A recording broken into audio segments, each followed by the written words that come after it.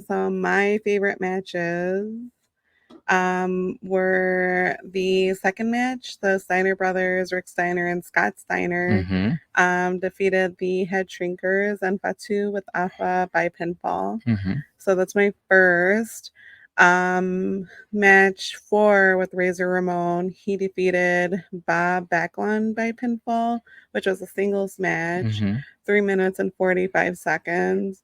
Match 5, Money Inc., Ted DiBiase and IRS defeated the Megamaniacs, Right. Hulk Hogan and Brutus the Barber Beefcake, Right.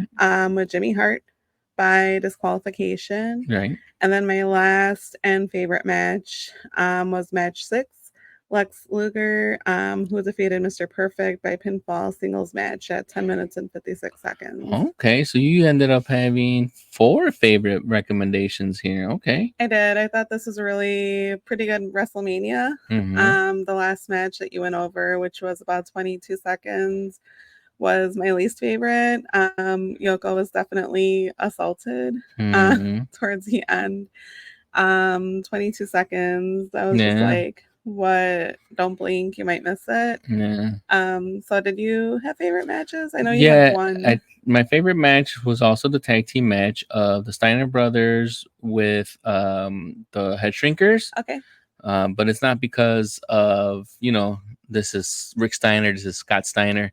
This is primarily because of the work that the Head Shrinkers do, in particular Fatu, who ends up being known as Rikishi. Right.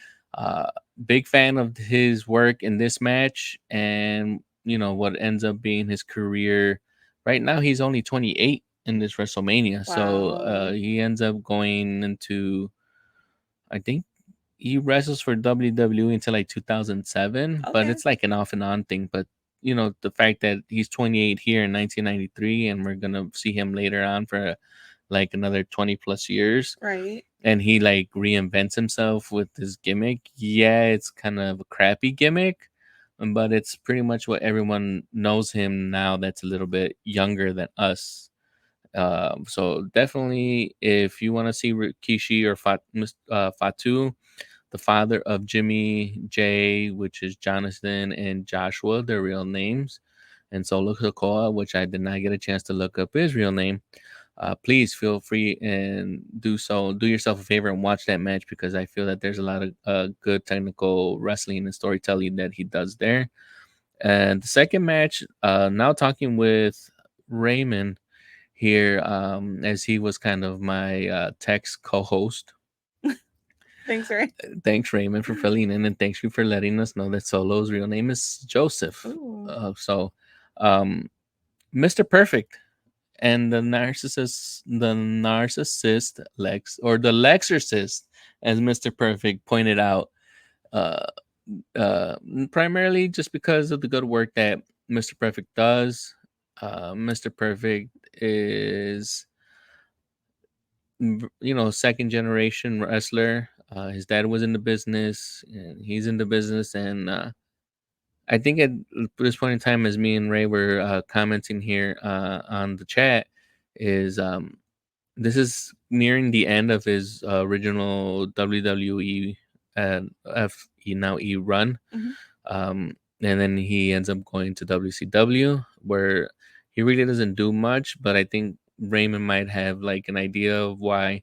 And it's primarily like mostly everybody at that time was starting to go over to WCW. Some of the older guys that felt like they were not appreciated as much with Vince, not only like professionally, but also money wise. Wow. So sounds like currency. So I mean, if you're gonna get paid more money to go hang out with your friends, Right. you're not really gonna be into it as much, because you're like, yeah, I'm here with my friends. I'm either drinking beers or I'm taking unprescribed medications or substances. Why the hell do I care about going out there and wrestling and hurting myself?